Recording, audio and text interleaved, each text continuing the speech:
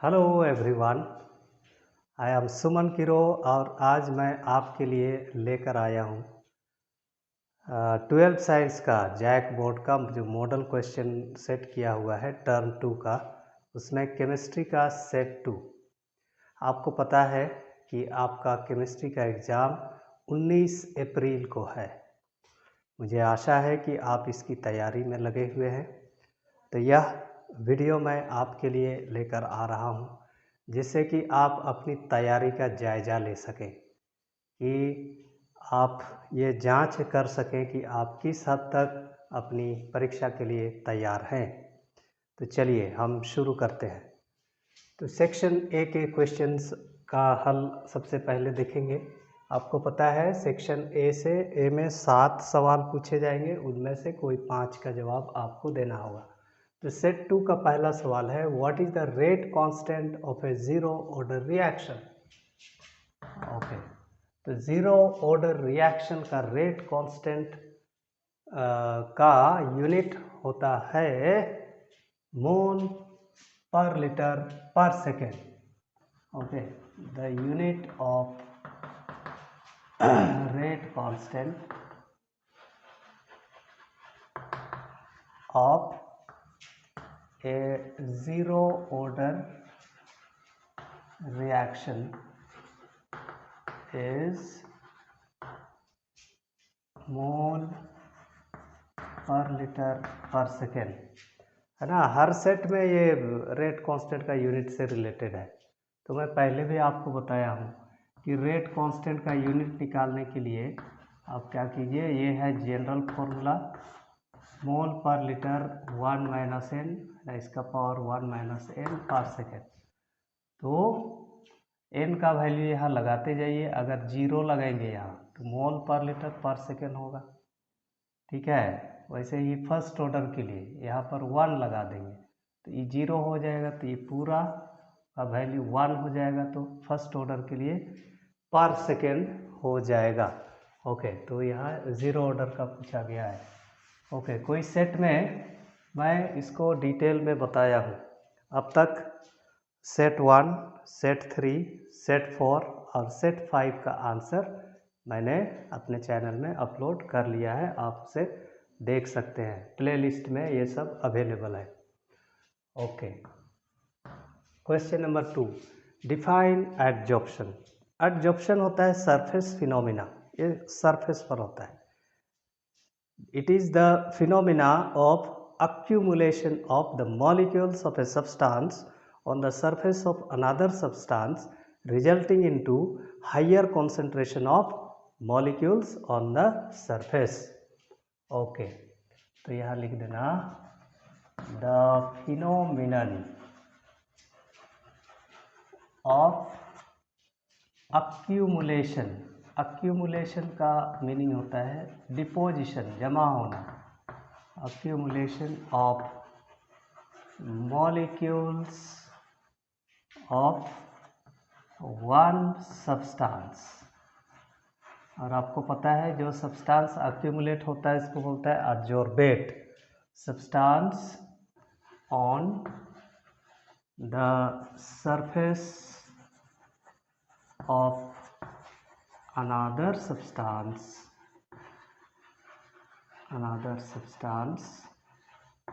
resulting into, जिससे क्या होता है, रिजल्टिंग इनटू, है ना, सरफेस पर मॉलिक्यूल्स का कॉन्सेंट्रेशन बढ़ जाता है, resulting into higher concentration of molecules on the surface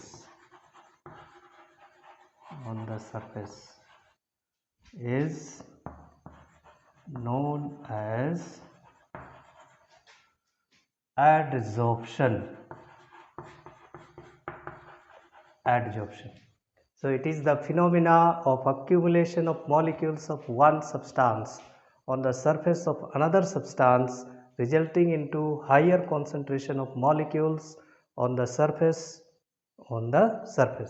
और आपको पता होना चाहिए कि जो सब्सटेंस एक्यूमुलेट होता है इसको एडजॉर्बेट कहते हैं, और जिस सतह पर ये एड्जॉर्ब्ड होता है उसको एड्जॉर्बेंट कहते हैं। ठीक है, दूसरा नंबर का भी हो गया। ठीक, अब हम लोग आते हैं question number 3। What is the coordination number of platinum in PTNH3 ClNO2? Okay, the coordination number of platinum in PTNH3 2 times ClNO2 okay is okay. अब कैलकुलेट करो। NH3 मोनोडेंटेट लिगांड है, यहाँ पर 2 NH3 है, मतलब NH3 2 बॉन्ड बनाएगा। 2 chlorine monodentate, 1 chlorine है, 2 + 1 3, 3 + 1 4, तो यहाँ लिख देना 4। चौथा, right the IUPAC name of the given compound. तो हमारे पास कंपाउंड है इस प्रकार से है। तो अगर आप चाहें तो इसका पहले रफ में क्या करना, डिटेल्ड स्ट्रक्चर बनाना।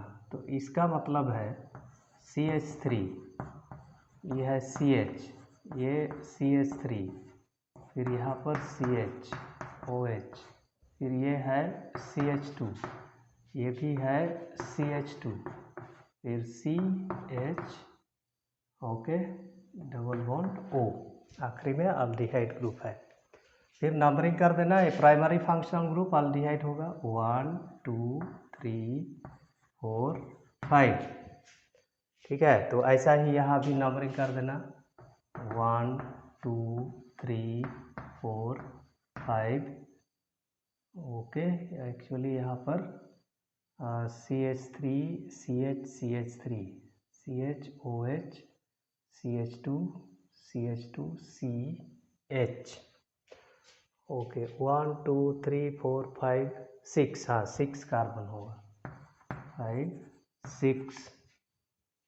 ओके, अब 4 नंबर कार्बन में OH ग्रुप है और यहाँ मिथाइल ग्रुप है 5 में, ये एक्चुअली अल्डोल है। तो ये हो जाएगा, इसको अल्फ़ाबेटिकल ऑर्डर में सजाएंगे। जब ये प्राइमरी फंक्शनल ग्रुप के रूप में नहीं होता है, सेकेंडरी फंक्शनल ग्रुप के रूप में होता है, तो OH को हाइड्रोक्सी बोलते हैं। तो ये है मिथाइल, ये है हाइड्रोक्सी, तो H पहले आता है, तो ये होगा 4 हाइड्रोक्सी 5 मिथाइल। अब इसमें 6 कार्बन है, इसलिए वर्ड रूट होगा हेक्स। सभी कार्बन के बीच में single bond, primary suffix N, और जो फंक्शनल ग्रुप है वो अल्डिहाइड है, इसलिए सेकेंडरी सफिक्स आल। तो इसका नाम हो गया 4 हाइड्रोक्सी 5 मिथाइल हेक्सेनल। ठीक है, ये तुम्हारा रफ वर्क है। ठीक है, इसे करके इस नाम को लिखना। ओके, पांचवा है गिव एन एग्जाम्पल ऑफ अल्डोहेक्सोस। तो अल्डोहेक्सोस का एग्जाम्पल है ग्लूकोज। ठीक है, ग्लूकोज।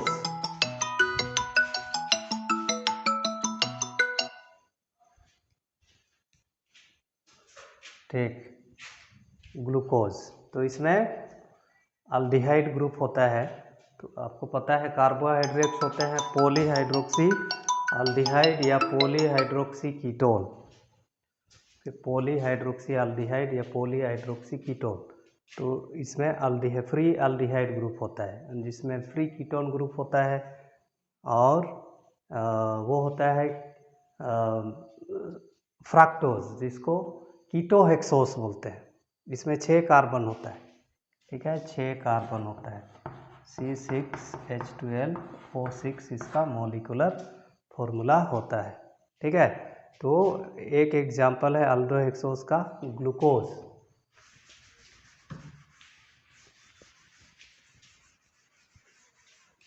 ठीक है, 5 नंबर तक हो गया। 6 number, right the monomer of natural rubber. Okay, natural rubber chemically होता है पॉली आइसोप्रीन, तो या पॉली आइसोप्रीन, ओके, इसलिए इसका मोनोमर है isoprene. The monomer of natural rubber is isoprene, या इसका आईपैक नेम भी लिख देना 2-मिथाइल 1,3-ब्यूटाडाइईन। ठीक है, फिर इसका स्ट्रक्चर लिख देना, ये हो गया है ना, 1 2 3 4, 2-मिथाइल 1,3-ब्यूटाडाइईन। ओके, तो ये हो गया monomer of natural rubber. Okay, फिर 7 है, right one example of antipyretic. Antipyretics वैसे दवाओं को कहते हैं जो हम तब लेते हैं जब हमें बुखार होता है। तो आप याद कीजिए, आप क्या लेते हैं बुखार जब आपको होता है इस समय? ठीक है, हम या तो पैरासीटामोल लेते हैं जो मोस्ट कॉमन है, ओके, या एस्पिरिन लेते हैं। तो यहाँ लिख देना पैरासीटामोल, पैरासीटामोल, या पैरासीटामोल, या लिख सकते हो एस्पिरिन। एक एग्जाम्पल पूछा है तो एक लिख देना। ओके, ठीक है, तो इस प्रकार से सेक्शन ए कंप्लीट हो जाता है। इसके बाद हम लोग देखेंगे सेक्शन बी।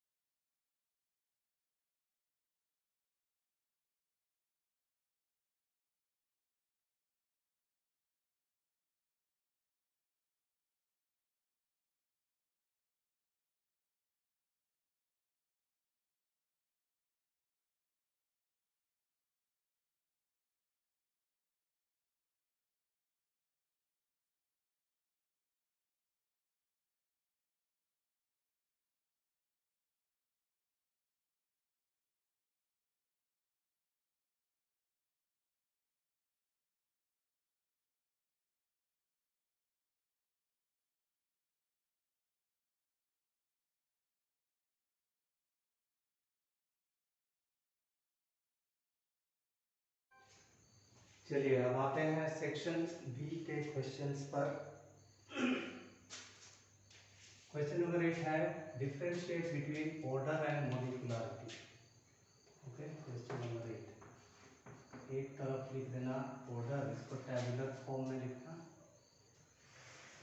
ओके, एक तरफ लिख देना मॉलिक्यूलरिटी, मॉलिक्यूलरिटी। इसको थोड़ा अच्छा से ऐसे कर देना, थोड़ा मेहनत करना है ना, कोरिया नहीं करना है। ठीक, पहला नंबर, ये जो ऑर्डर होता है, it is the the sum of coefficients of reactants, sum of coefficients of reactants involved in the rate equation.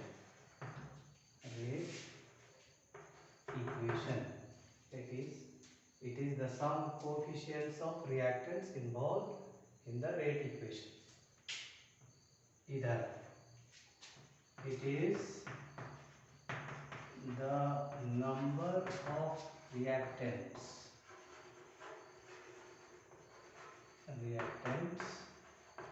in a reaction that collide simultaneously मतलब एक साथ ना, जो एक साथ टकराते हैं. It is the number of reactants in a reaction that collide simultaneously. Second point of difference is it is determined experimentally. Experimentally determine किया जाता है ना, कैलकुलेट किया जाता है एक्सपेरिमेंटली. ये थ्योरेटिकल होता है. इट इज डिटरमिन थ्योरेटिकली, सैद्धांतिक रूप से. ओके. तीसरा, ये जो ऑर्डर होता है जीरो हो सकता है. इट कैन बी जीरो, जबकि मॉलिक्यूलरिटी जीरो नहीं हो सकता है. It cannot be zero. Okay. चौथा डिफरेंस है ये फ्रैक्शनल हो सकता है. इट कैन बी फ्रैक्शनल, लेकिन मॉलिक्यूलरिटी फ्रैक्शनल नहीं हो सकता है. It cannot be fractional. Okay. चूंकि वहाँ सवाल में नहीं दिया हुआ है कितना अंतर लिखना है, इसलिए आप ना 3, 4, 5 लिख सकते हैं. ओके. 5वां number, for a multi step process, the order is calculated only for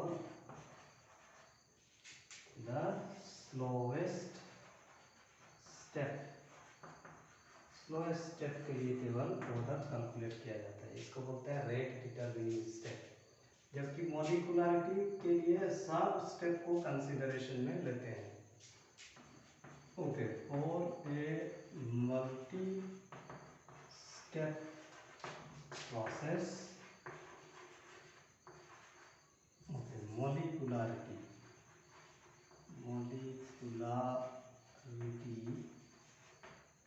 is calculated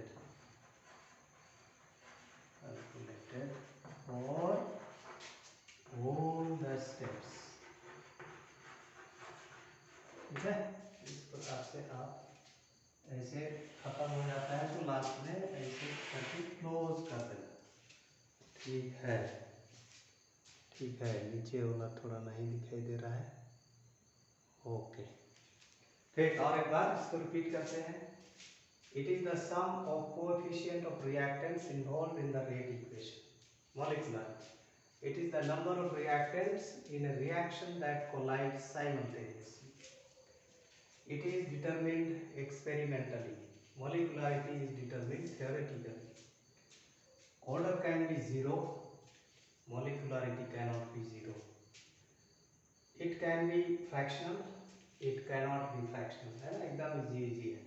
For a multi-step process, the order is calculated only for the slowest step. For a multi-step process, molecularity is calculated for all the steps. ठीक है, तो ये हो गया question number 8 का answer. ठीक है, अब इसके बाद हम लोग देखेंगे क्वेश्चन नंबर 9। क्वेश्चन नंबर 9 बोलता है what are lyophilic and lyophobic sols. Okay, sols होते हैं कोलोइडल सॉल्यूशन जिसमें डिस्पर्स फेज सॉलिड होता है, डिस्पर्शन मीडियम लिक्विड होता है, उसको बोलते हैं salt. Okay,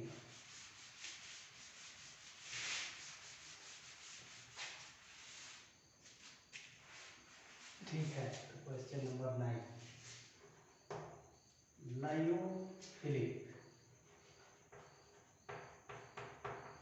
lyophilic salts. Lyophilic salts वैसे कोलोइडल सॉल्यूशंस होते हैं जिनमें there is a great affinity for great affinity of dispersion medium for the dispersed phase और dispersion medium के बीच में great affinity होता है, great attraction होता है। ओके, तो इसको लिख देना the colloidal solutions in which the dispersed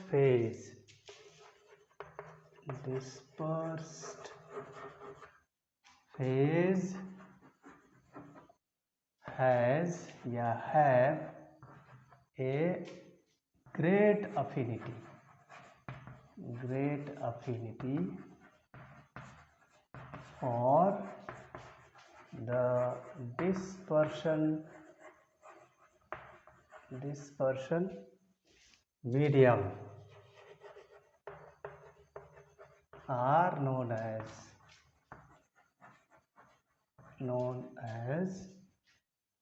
lyophilic salts, और ये ऑर्गेनिक नेचर के होते हैं। क्या ऑर्गेनिक नेचर के होते हैं? तो एग्जाम्पल में लिख देना स्टार्च। लायोफिलिक सॉल्ट होता है। फिर होता है गम होता है। तो एक या दो एग्जाम्पल लिख देना। Okay, 2 example etcetera. Okay, so lyophilic salts are the colloidal solutions in which the dispersed phase have a great affinity for dispersion medium. Example, starch, gum, etc. Okay, ठीक है। इसी का दूसरा भाग है lyophobic.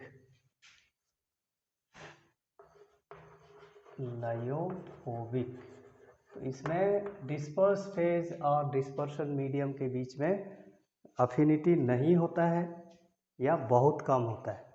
Okay, the colloidal solutions in which the disperse phase have, यहाँ लिख देना no affinity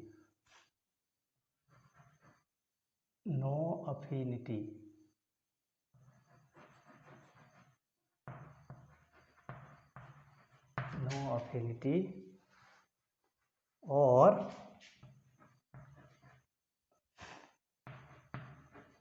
very little affinity, बहुत कम लगाव होता है या झुकाव होता है।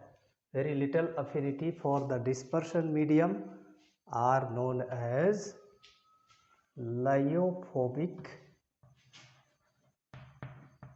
salts, और ये इनऑर्गेनिक नेचर के होते हैं। ठीक है, इनऑर्गेनिक नेचर के होते हैं। ये मेटल ऑक्साइड या मेटल सल्फाइड या मेटल्स होते हैं। ओके, जैसे gold salt, silver salt etcetera. या आर्सेनस सल्फाइड या सल्फर सोल, ये सभी लायोफोबिक सोल्स होते हैं।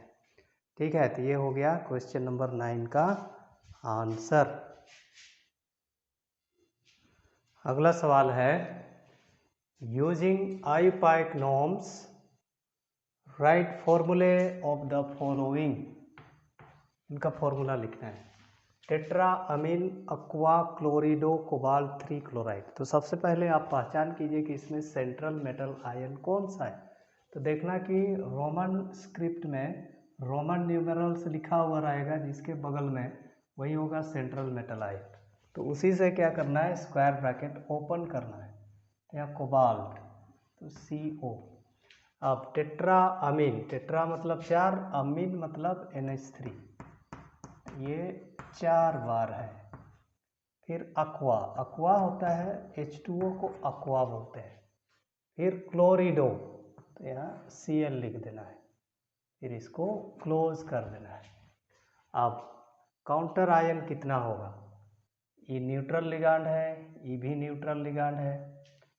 कोबाल्ट का ऑक्सीडेशन स्टेट 3 है, मतलब ये यहाँ 3 पॉजिटिव चार्ज है, उसमें से एक कैंसिल होगा, तो यहाँ 2 पॉजिटिव चार्ज बचेगा। तो उस 2 पॉजिटिव चार्ज को न्यूट्रल करने के लिए हमको 2 क्लोरीन यहाँ लिखना होगा काउंटर आयन के रूप में। तो हो गया Cl2, तो CONH3 4 times H2O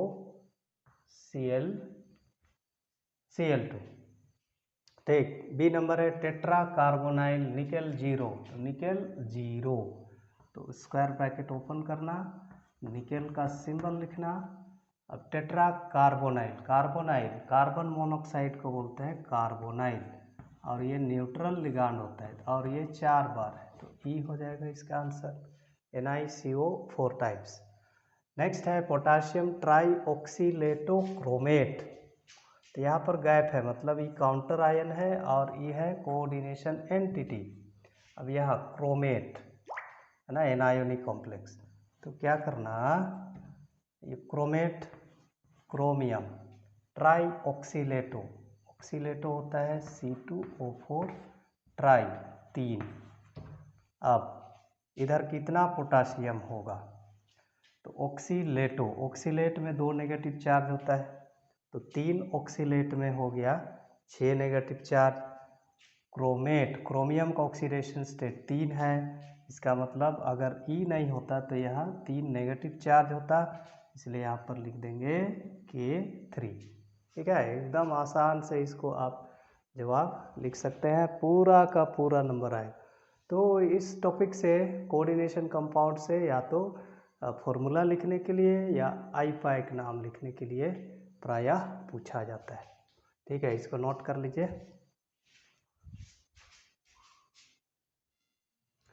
okay, question number 11, arrange the following as indicated in increasing order of boiling point. तो जिसका मॉलिक्यूलर मास कम होगा उसका बॉइलिंग पॉइंट कम होगा, मॉलिक्यूलर मास बढ़ेगा तो बॉइलिंग पॉइंट बढ़ेगा।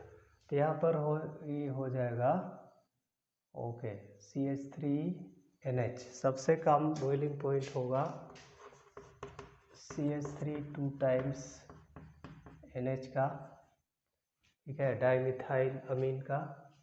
फिर होगा C2H5NH2 का, और सबसे अधिक होगा C2H5OH। C2H5OH का सबसे अधिक होगा, इसका कारण ये भी है कि इसमें इंटरमॉलिक्यूलर हाइड्रोजन बॉन्डिंग होता है, और जिसके चलते ना इसका बॉइलिंग पॉइंट अधिक होगा। अब यहाँ देखते हैं, सेकेंडरी अमीन है, ये प्राइमरी अमीन है, तो सबसे कम मॉलिक्यूलर मास इसका होगा। ओके, ठीक है, ओके, तो यहाँ पर सबसे कम सोल्यूबिलिटी इन वाटर होगा, यहाँ मॉलिक्यूलर मास के आधार पर नहीं जाना है, C2H5NH2, इसका सोल्यूबिलिटी विथ वाटर, वाटर के साथ इसका इंटरमॉलिक्यूलर हाइड्रोजन बॉन्डिंग ओके कम बनेगा, ओके, तो इससे अधिक होगा C2H5 2 टाइम्स NH, और सबसे अधिक होगा C6H5OH, क्योंकि यहाँ greater intermolecular hydrogen bonding with water होगा और इसीलिए ये अधिक सोल्यूबल होगा। ओके, क्वेश्चन नंबर 12 है, right 3 differences between DNA and RNA। DNA और RNA के बीच 3 डिफरेंस लिखना है, तो इसको भी आप टेबुलर फॉर्म में लिखेंगे। ओके, DNA इधर RNA। ओके, पहला ये पिछले और सेट्स में भी दिया है, इसका फुल फॉर्म होता है डीऑक्सी राइबो न्यूक्लिक एसिड। तो यहाँ पर होगा, ये पेंटोस शुगर है। Okay, the pentose sugar in DNA is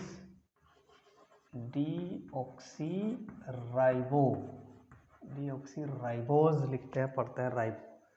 इधर the pentose sugar in RNA is ribose. ठीक है, तो इसका फुल फॉर्म में ही है राइबो न्यूक्लिक एसिड या डीऑक्सी राइबो न्यूक्लिक एसिड। दूसरा डिफरेंस है कि ये खुद को रेप्लिकेट कर सकता है, इट कैन रेप्लिकेट इटसेल्फ, मतलब अपना ही खुद का कॉपी बना सकता है। ओके, इधर it cannot replicate itself, it cannot replicate itself. तो ये बनता कैसे है? It is formed from DNA, ये DNA से बनता है। ओके, अब तीसरा लिख सकते हैं विथ रेस्पेक्ट टू इसका structure, it has double helical structure, double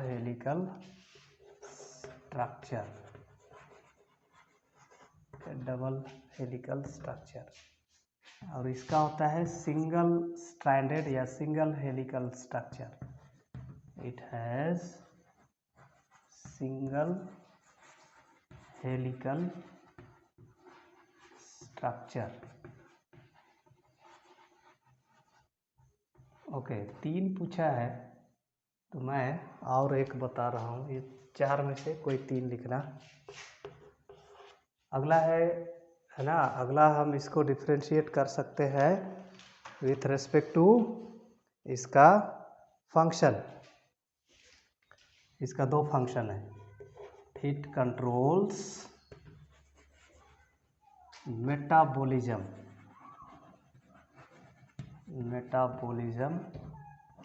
and transverse heredity ना, वंशानुगत लक्षणों को एक पीढ़ी से दूसरे पीढ़ी तक पहुंचाता है। ये DNA के चलते ही हम अपने माता पिता के जैसे दिखते हैं या दादा दादू नाना नानी जैसे दिखते हैं। Okay, it controls metabolism and transverse heredity from one generation to another। Okay, one generation to another। इसका मेन फंक्शन है प्रोटीन सिंथेसिस को रेगुलेट करना, इट रेगुलेट्स प्रोटीन सिंथेसिस,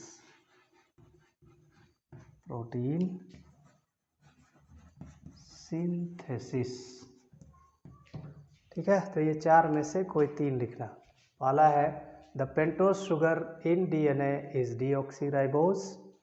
इधर the pentose sugar in RNA is ribose. Number 2, it can replicate itself, मतलब अपने ही जैसा इसका photocopy ये बना सकता है। इधर it can not replicate itself, it is formed from DNA. चौथा, तीसरा, it has double helical structure, it has single helical structure या सिंगल स्ट्रैंडेड भी बोलते हैं। ओके, इसका फंक्शन क्या है? It controls metabolism. तो हमारे शरीर में 2 प्रकार की प्रक्रियाएं होती है, कैटाबॉलिज्म एंड मेटाबॉलिज्म। कैटाबॉलिज्म में ये टूटने से संबंधित है, मेटाबॉलिज्म ये बढ़ने से संबंधित है।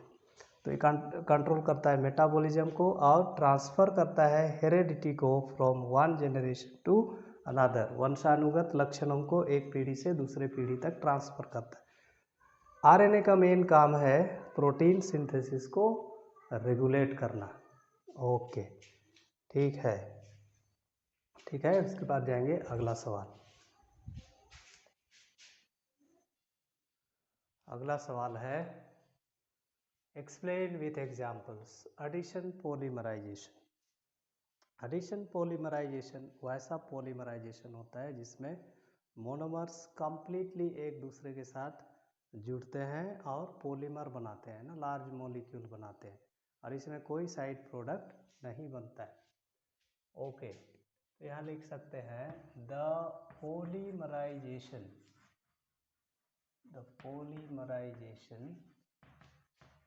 in which a large number of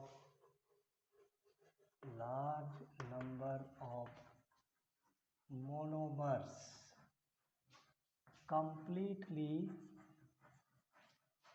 add together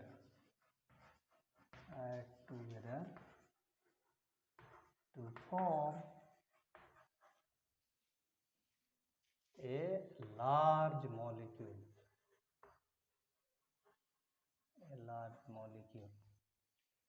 Okay, is known as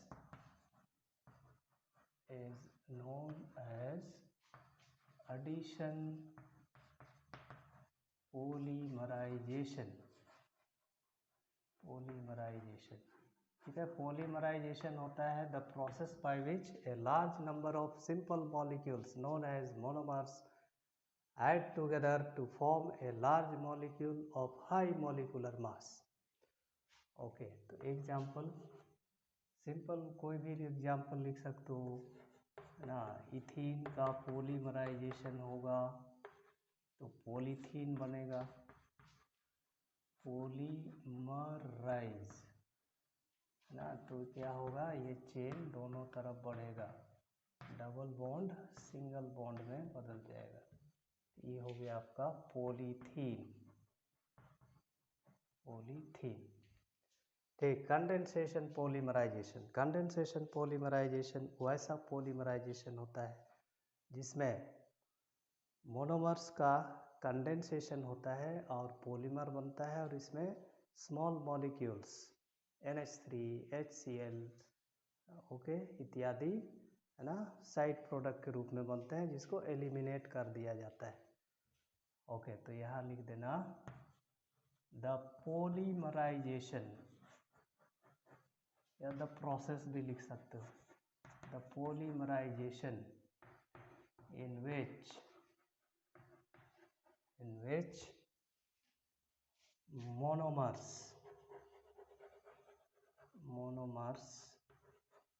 और इसमें स्पेशल मोनोमर्स होते हैं, monomers condense together okay with the elimination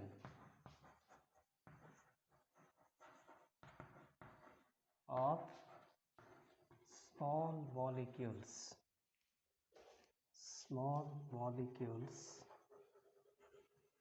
like H2O, NH3, HCl, etc. The polymerization in which monomers condense together with the elimination of small molecules like H2O, NH3, HCl, etc. to form a large molecule या form a polymer लिख सकते हैं, form a polymer is known as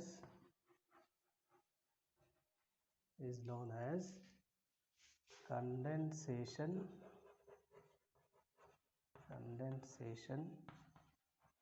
polymerization. ठीक है, इसका best example है nylon 66. ठीक है, इसका डिटेल्ड भी लिख देना. नाइलॉन 66 में स्पेशल है ना, by functional group, 2 functional group वाला मोनोमर्स होते हैं. हेक्सामेथिलीन डाइअमीन 1 2 3 4 5 6, ये हो गया hexamethylene diamine plus adipic acid HOOC CH2 4 times COOH.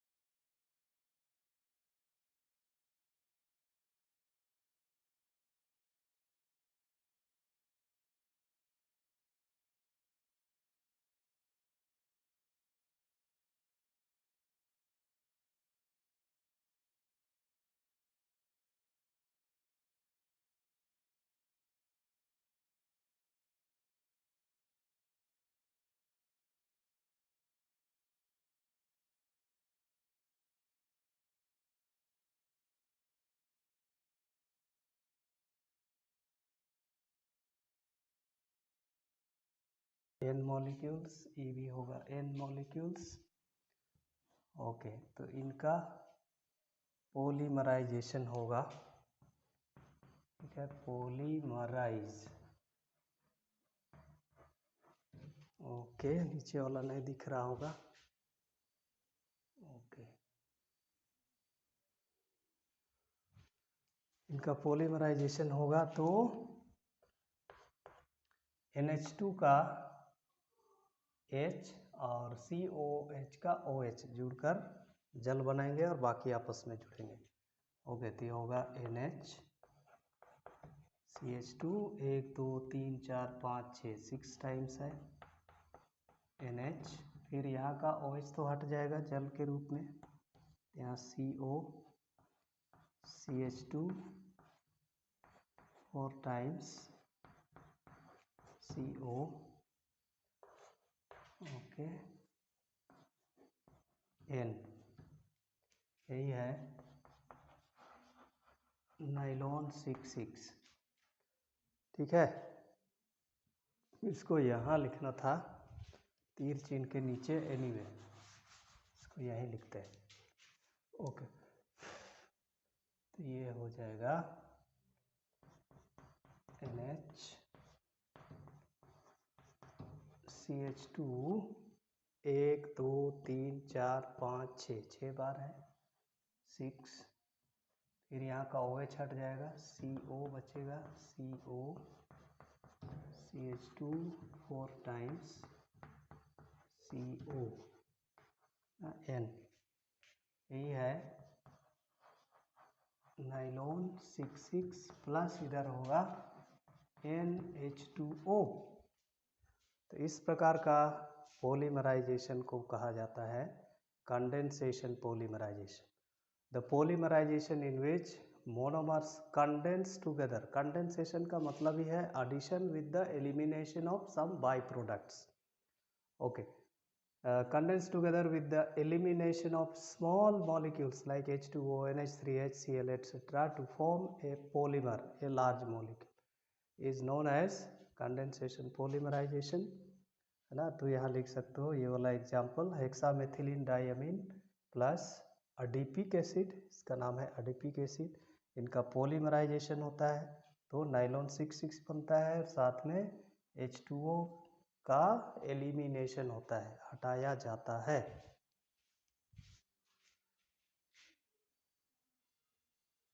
Okay, section B का लास्ट सवाल है, question number 14, right short notes on antacid.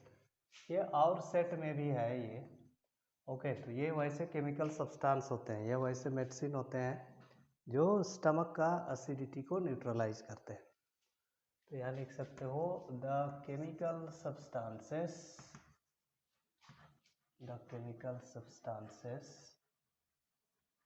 which are used for treatment of acidity, treatment of acidity in the stomach are known as antacids। ठीक है, फिर कुछ example लिख देना। Okay, example, famous example है जिंटैक, जिंटैक है, एसीलॉक है, ओके, डाइजीन है, डाइजीन, फिर milk of magnesia, magnesium hydroxide etcetera. तो एक दो उदाहरण लिख देना। ओके, डिसइंफेक्टेंट्स वैसे केमिकल सब्सटेंसेस होते हैं जो हार्मफुल माइक्रो ऑर्गेनिजम्स को मारते हैं, लेकिन they are not safe with contact with the living tissues.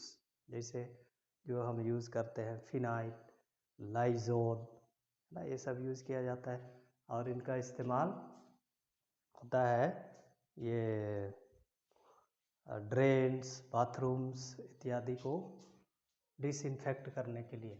Okay, तो यहाँ लिख देना the chemical substances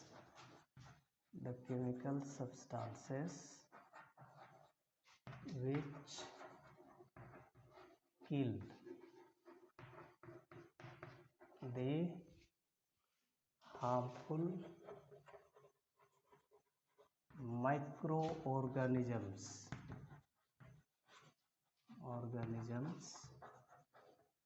but are not safe for contact with the living tissues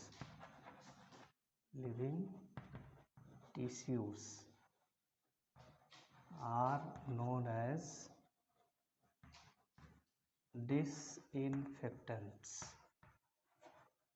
इसलिए डिसइंफेक्टेंट लगाते समय हम उसको हाथ से नहीं छूते हैं। Okay, disinfectants. और फिर यहाँ लिख देना these are used for disinfecting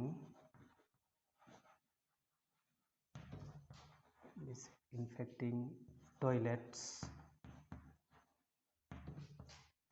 floors, drains, etc. Okay, ठीक है। एग्जाम्पल में जो तुम घर में यूज़ करते हो वही सबको लिख देना, है ना। Phenyl, Lizol, okay. फिर ओके, फिनाइल, लाइजोल, यही सब ज़्यादा यूज़ करते हैं। हार्पिक यूज़ करते हैं, हार्पिक एट्सेट्रा, ठीक है।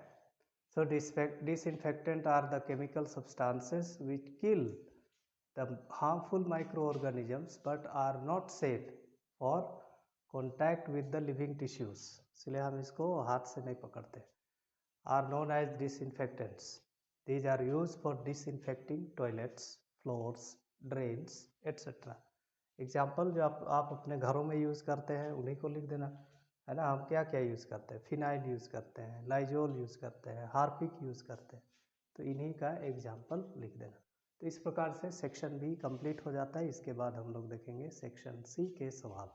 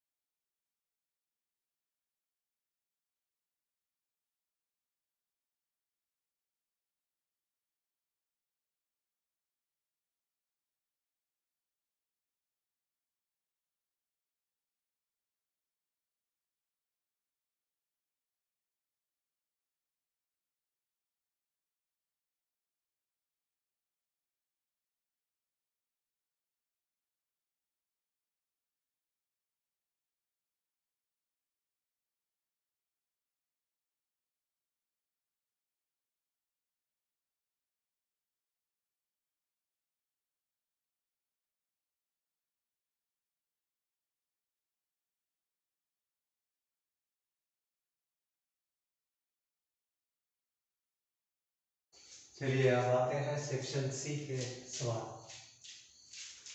The reaction between A and B is first order with respect to A and zero order with respect to B। तो कोई रिएक्शन है A और B के बीच में और ऑर्डर है विथ रिस्पेक्ट टू A है 1 और विथ रिस्पेक्ट टू B है 0।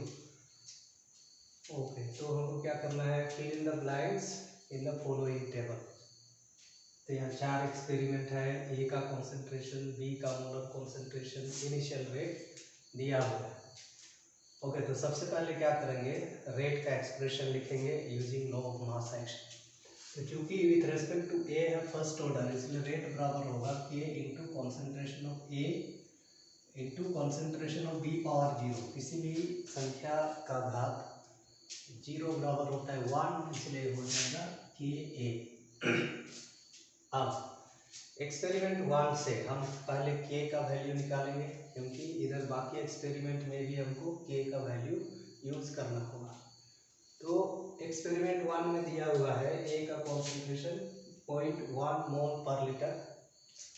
ओके, उसके बाद रेट दिया हुआ है 2 इंटू 10⁻⁻²। तो रेट बराबर है के इंटू कॉन्सेंट्रेशन ऑफ ए, इसलिए के बराबर होगा rate divided by concentration of A. ये हो जाएगा 2 इंटू 10⁻² डिवाइडेड बाय 0.1, तो ये हो गया 0.2 पर मिनट। ओके, अब यहाँ खाली स्थान में क्या होगा, एक्सपेरिमेंट 2 में दिया हुआ है बी का कॉन्सेंट्रेशन 0.2, उसके बाद इनिशियल रेट दिया हुआ है 4 इंटू 10⁻²। तो रेट बराबर हमने यहीं पर लिखा है के इंटू कॉन्सेंट्रेशन ऑफ ए, तो ए इक्वल टू हो जाएगा रेट बाय के, ठीक है, रेट बाय के। तो 4 इंटू रेट तो इसका है 4 इंटू 10⁻², तो ये होगा 4 इंटू 10⁻² बाय 0.2। ओके, तो 2 दूना 4, 20 गुना 10⁻², ये हो जाएगा 0.2। ओके, 0.2, तो यहाँ पर हमारा आंसर है 0.2। ओके, अब आते हैं थर्ड एक्सपेरिमेंट। थर्ड एक्सपेरिमेंट में हमको निकालना है कि रेट कितना होगा। तो ए का कॉन्सेंट्रेशन दिया हुआ है, के तो हमने कैलकुलेट कर लिया है, रेट बराबर होता है के इंटू कॉन्सेंट्रेशन ऑफ ए, के का वैल्यू 0.2 है। उसके बाद ओके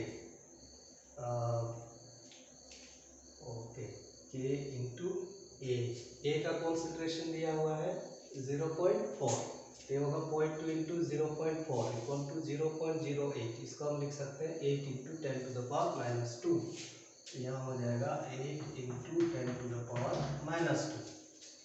ओके, ऐसा ही एक्सपेरिमेंट 4 के लिए हमको ए का कॉन्सेंट्रेशन यहाँ पर फाइंड आउट करना है।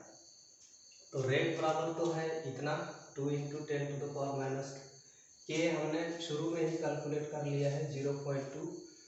तो रेट बराबर है के इंटू कॉन्सेंट्रेशन ऑफ ए, तो ए बराबर होगा कॉन्सेंट्रेशन ऑफ ए बराबर होगा रेट बाय के, तो 2 इंटू 10⁻² बाय 0.2। ओके, तो ये हो जाएगा 0.1, यहाँ आंसर होगा 0.1। ठीक है, तो ऐसा रफ करना, इसको आंसर में दिखाने की आवश्यकता नहीं है, इसको खाली स्थान में भरना है, लेकिन आपको यहाँ सही सही भरने के लिए इस प्रकार इस प्रोसेस को फॉलो करना होगा। ठीक है, क्वेश्चन नंबर 16 है right the monomers of the following polymers. पहला है ब्यूना एस, इसका मोनोमर का नाम, इसका नाम नहीं है। Bu stands for one three butadiene, Na capital Na sodium, और S फॉर स्टाइरिन। तो 1,3-ब्यूटाडाइन और स्टाइरिन का पॉलीमराइजेशन होता है सोडियम मेटल की उपस्थिति में, तो ब्यूना एस बनता है। तो इसका मोनोमर्स है 1,3-ब्यूटाडाइन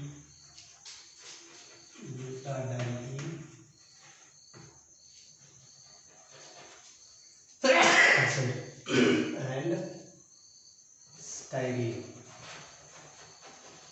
अगर चाहो तो ब्रैकेट में इनका फॉर्मूला भी लिख दो, CH2 double bond CH double bond CH2, और स्टाइरिन है ना एक बेंजीन रिंग, तो यहाँ CH double bond CH2।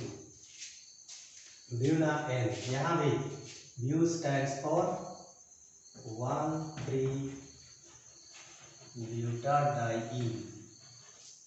1,3-ब्यूटाडाइन CH2 double bond CH, single bond CH, double bond CH2, and N is for acrylonitrile या विनाइल साइनाइड, दो में से कोई नाम लिख सकते हो। Vinyl cyanide CH2 double bond CH Cl। अब आते हैं डाइक्रोम। डाइक्रोम का दूसरा नाम है टेरिलीन। तो टेरिलीन का मोनोमर होते हैं terephthalic acid, terephthalic acid and ethylene glycol, ethylene glycol.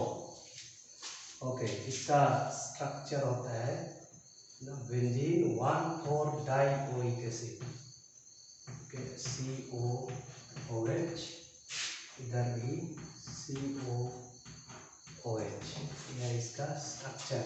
Ethylene glycol, ethane 1,2-डाइओ, दोनों तरफ एक OH ग्रुप लगा देना है। Okay, ethylene glycol. नियोप्रीन को सिंथेटिक रबर भी बोलते हैं। इसका मोनोमर का नाम या तो क्लोरोप्रीन या 2-chloro-1,3-ब्यूटाडाइन।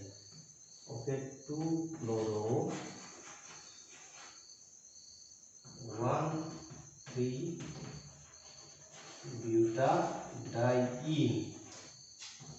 ओके, इसका स्ट्रक्चर होता है CH2 डबल बॉन्ड C, यहाँ पर Cl, CH double bond CH2। ठीक है, तो ऐसा नाम लिख करके आप इसका स्ट्रक्चर भी, मोनोमर का स्ट्रक्चर भी लिख लीजिएगा ना, पूरा नंबर मिलेगा। कोई नंबर काट ही नहीं सकता है अगर आप इस प्रकार से जवाब लिखेंगे। ठीक है, अब आते हैं question number 17। Draw the structures of the following compounds.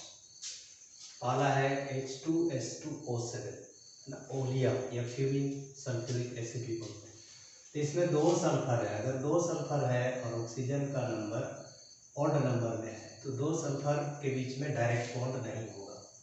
और जब भी ऑक्सो एसिड्स ऑफ सल्फर का आप स्ट्रक्चर बनाते हैं तो सल्फर का बॉन्ड हमेशा 6 होना चाहिए, हाइड्रोजन का 1 होना चाहिए, ऑक्सीजन का 2 होना चाहिए। ओके, तो इसका स्ट्रक्चर हो जाएगा S डबल बॉन्ड O, यहाँ पर एक O, फिर S। ओके, तो 1 2 3 4 5 और 1 6। इसी का मिरर इमेज इधर बना OH इस प्रकार से। ओके, HCF4 में 2 लोन पेयर ऑफ इलेक्ट्रॉन होते हैं। ओके, तो कैसे लोन पेयर निकालते हैं पिछले सेक्शन में मैं डिटेल में इसको बता चुका हूँ, इसलिए अभी हम केवल स्ट्रक्चर ड्रॉ करेंगे। ओके, तो इस प्रकार से इसका स्ट्रक्चर होता है।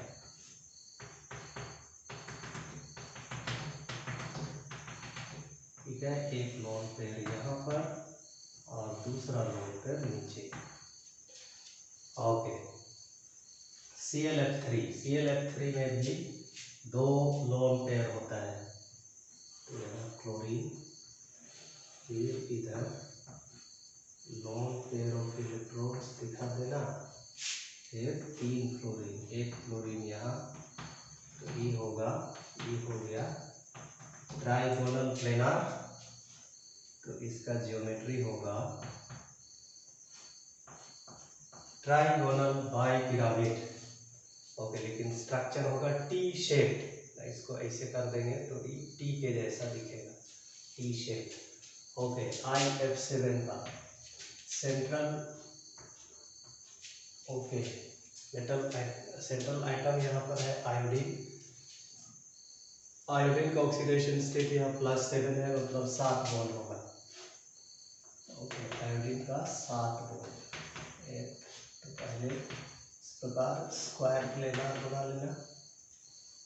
एक्स स्क्वायर प्लेनार ऐसे बना दिया, फिर एक एफ यहाँ, एक एफ यहाँ और एक एफ यहाँ पर।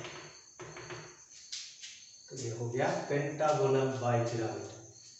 अब HClO3 यहाँ क्लोरीन का ऑक्सीडेशन स्टेट हो जाएगा, इसका 1 + x - 6, x = +5, मतलब क्लोरीन का 5 बॉन्ड, क्लोरीन का 5 बॉन्ड।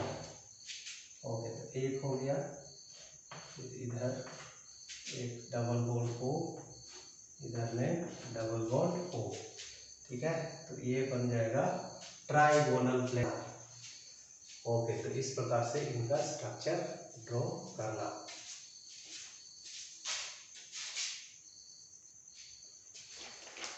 अगला क्वेश्चन है right short notes on the following. इससे पहला है HBZ रिएक्शन, हेल्महोल्ट्ज-जेलेंस्की रिएक्शन, है ना, जेलेंस्की रिएक्शन से तो बोलते हैं HBZ रिएक्शन। ये जो रिएक्शन है अलिफेटिक मोनोकार्बोक्सिलिक एसिड का रिएक्शन है, जिसमें अल्फा हाइड्रोजन होता है। इनको जब क्लोरीन या ब्रोमीन के साथ रेड फास्फोरस की उपस्थिति में रिएक्शन कराया जाता है, तो जितने भी अल्फा हाइड्रोजन होते हैं उनके स्थान पर क्लोरीन या ब्रोमीन आ जाता है, इसलिए क्लोरो या bromo derivative of carboxylic acids बनते हैं, ठीक है। उसी को यहाँ लिख दिया। व्हेन अलिफेटिक मोनोकार्बोक्सिलिक एसिड, अलिफेटिक मतलब बिना बेंजीन रिंग वाला, having alpha hydrogen is reacted with Cl2 or Br2 in the presence of red phosphorus, then chloro or bromo derivative of carboxylic acid is formed, और इसी रिएक्शन को बोलते हैं Helmholtz-Zelensky reaction. एक example हम लोग देख लेते हैं, से CH3COOH एसिटिक एसिड, इसको हम Cl2 के साथ रिएक्शन करेंगे, ओके, रेड फास्फोरस की उपस्थिति। तो अल्फा हाइड्रोजन मतलब COOH ग्रुप के बगल वाले कार्बन में उपस्थित हाइड्रोजन, ठीक है, इसको बोलते हैं अल्फा कार्बन, इसलिए ये हो गया अल्फा हाइड्रोजन। तो यहाँ से तीनों हाइड्रोजन के स्थान पर क्लोरीन आ जाएगा, तो ये हो जाएगा Cl3COOH, ठीक है। COOH में कोई परिवर्तन नहीं हो, ओके, प्लस HCl बनेगा, है ना, हाइड्रोजन HCl के रूप में हटेगा। ओके, तो यहाँ 3 हाइड्रोजन, तो यहाँ 3 लिखना होगा, ओके, 3 क्लोरीन यहाँ, यहाँ 3 क्लोरीन, तो यहाँ लिखना होगा 3Cl2।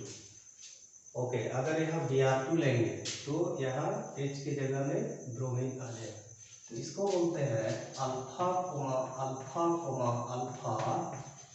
Try chloro acetic acid,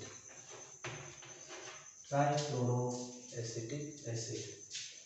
okay, next है एस्टरिफिकेशन। वैसे तो एस्टर बनाने के बहुत सारे मेथड्स हैं, एसिड क्लोराइड से भी बना सकते हैं, एसिड अनहाइड्राइड से भी बना सकते हैं, लेकिन यहाँ कम से कम एक मेथड बता देता है।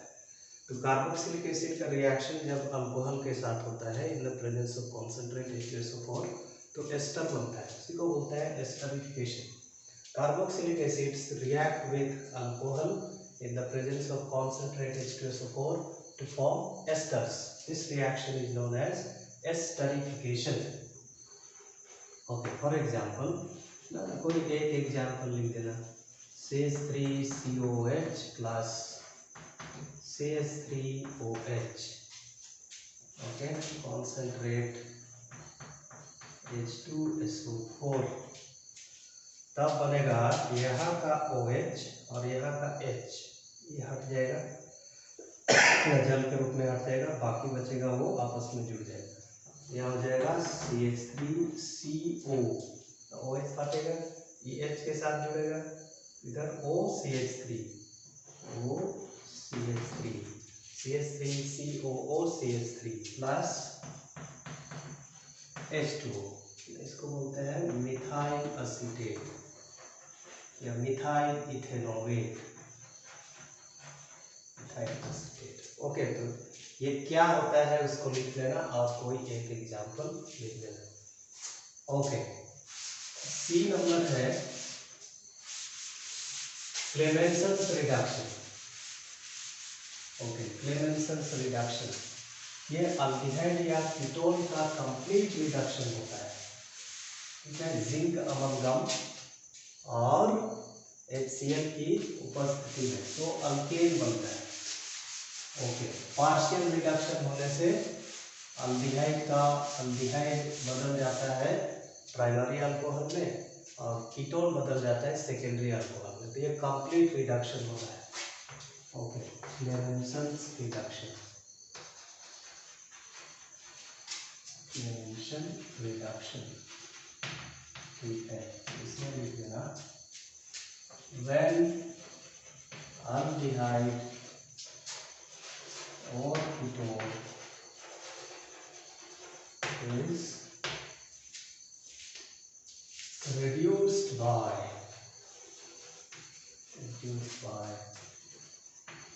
zinc amalgam, ठीक है। अमलगम वैसे मिश्र धातुओं को बोलते हैं जिसमें एक धातु मरकरी होता है, zinc amalgam and HCl into alkanes, this reaction is known as Clemenson's reduction, इसके बाद दोनों का एक एग्जाम्पल लिख देना। एग्जाम्पल असीटाल्डिहाइड, ओके, यहाँ पर लेते हैं जिंक अमलगम ZnHg HCl, तो क्या करना है, C डबल बॉन्ड O वाले कार्बन में 2 हाइड्रोजन जोड़ देना है, यहाँ 2 हाइड्रोजन, कुल मिलाकर हमको चाहिए 4 नसेंट हाइड्रोजन, और ये नसेंट हाइड्रोजन बनेगा जिंक अमलगम और HCl के बीच के रिएक्शन से, तो ये CH3 हो गया। अब यहाँ पहले से एक हाइड्रोजन है, 2 जोड़ देंगे तो ये हो जाएगा CH3 प्लस, अब O हटेगा H2O के रूप में, तो बन जाएगा इथेन। वैसा ही अगर हम कीटोन लेते हैं असीटोन, तो यहाँ भी 4 हाइड्रोजन चाहिए, ओके, ZnHg HCl, यहाँ भी सेम लॉजिक है, C डबल बॉन्ड O वाले कार्बन में 2 हाइड्रोजन जोड़ेंगे, ऑक्सीजन को हटा देंगे, उसमें 2 हाइड्रोजन जोड़ देंगे H2O, तो ये हो जाएगा प्रोपेन बन जाएगा।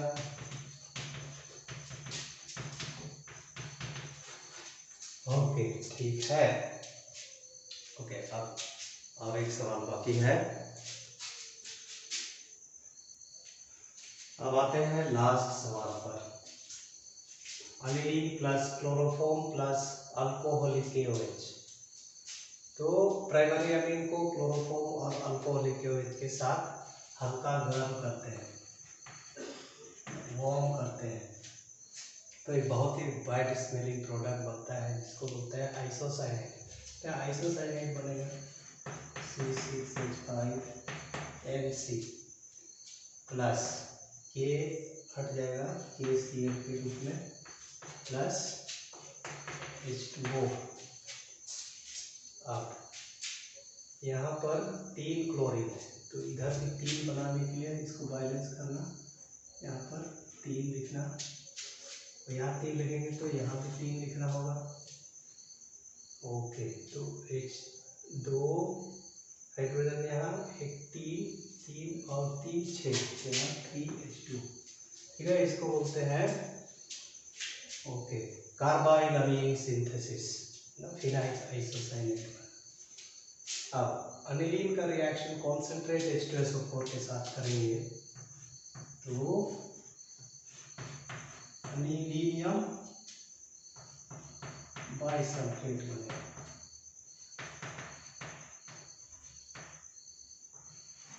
ओके, अनिलीनियम बाइसल्फेट तो बोलते हैं अनिलीनियम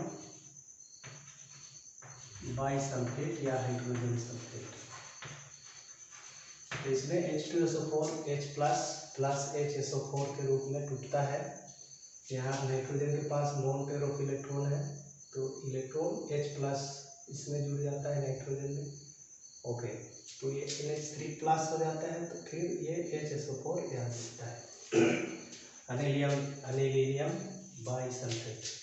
और अगर इसको गर्म करते हैं, ठीक है, 453 to 473 केल्विन, तो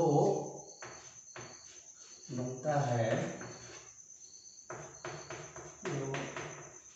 ओके, यहाँ NH2 और यहाँ पारा पोजीशन में SO3H, ओके, SO3H, ठीक है। इसको बोलते हैं पारा अमीनो बेंजीन सल्फोनिक एसिड, पारा अमीनो बेंजीन सल्फोनिक एसिड, पारा amino benzene sulphonic acid. Okay, तो अगर आप यहाँ तक भी लिखेंगे फिर भी इसे नंबर मिलेगा, क्योंकि यहाँ स्पेसिफाई नहीं किया है, ठीक है, स्पेसिफाई नहीं किया है कि इसको और गर्म करना है। तो अगर गर्म करेंगे तो ही बनेगा, और ये रिवर्सिबल रिएक्शन होता है, अनिलीनियम बाइसल्फेट बदल जाता है पारा अमीनो बेंजीन सल्फोनिक एसिड में। तो आप इसको यहाँ तक भी छोड़ सकते हैं, यहाँ तक लिखेंगे फिर भी आपको नंबर मिलेगा। ओके, ठीक है। नाम आप चाहें तो लिख सकते हैं, नहीं लिखने से भी कोई प्रॉब्लम नहीं है। और अगला है अनिलीन का एक्वस ब्रोमीन के साथ या ब्रोमीन वाटर के साथ, तो यहाँ पर बन जाएगा, क्योंकि NH2 ऑर्थो पारा डायरेक्टिंग होता है, इसलिए ब्रोमीन को ऑर्थो और पारा पोजीशन में भेज देगा, और यहाँ से हाइड्रोजन का विस्थापन होगा, तो यहाँ बनेगा HBr, इसलिए यहाँ पर 3। तो ये है 2,4,6 ट्राई ब्रोमो अनिलीन। ओके, अगला इसी अनिलीन का रिएक्शन एसिटिक एसिड अनहाइड्राइड के साथ होगा, तो इसमें बनता है N अल्काइल या N अराइल सब्स्टिट्यूटेड अमाइड बनता है। तो इसमें बनेगा C6H5NH, यहाँ का एक H हटेगा और यहाँ जुड़ जाएगा COCH3 प्लस CH3COOH, इसका नाम है N-फिनाइल असीटामाइड, या इसको बोलते हैं असीटानिलाइड।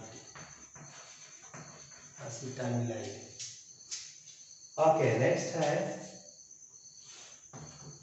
बेंजीन डायज़ोनियम क्लोराइड को इथेनॉल के साथ हीट किया जाता है,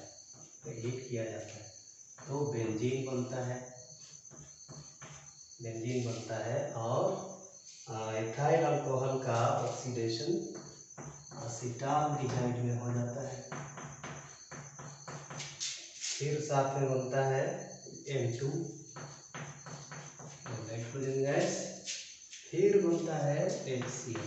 ये सभी प्रोडक्ट को आप यहाँ पर लिखेंगे, क्योंकि यहाँ पूछा है कंप्लीट द फॉलोइंग। अगर आता प्रेडिक्ट द प्रोडक्ट, तो मेन प्रोडक्ट को केवल लिखने से भी काम चल जाता। ओके, तो इस प्रकार से हमारा ये सेट 2 भी कंप्लीट हो जाता है। इस प्रकार केमिस्ट्री का पूरा 5 सेट का हमने हल कर लिया है। उम्मीद है कि इससे आपको हेल्प मिली, और 19 अप्रैल को जिस दिन आपका केमिस्ट्री का एग्ज़ाम है, आप बहुत ही अच्छी तरह से परीक्षा लिखेंगे। ओके, सबों को best of luck, may God bless you, bye.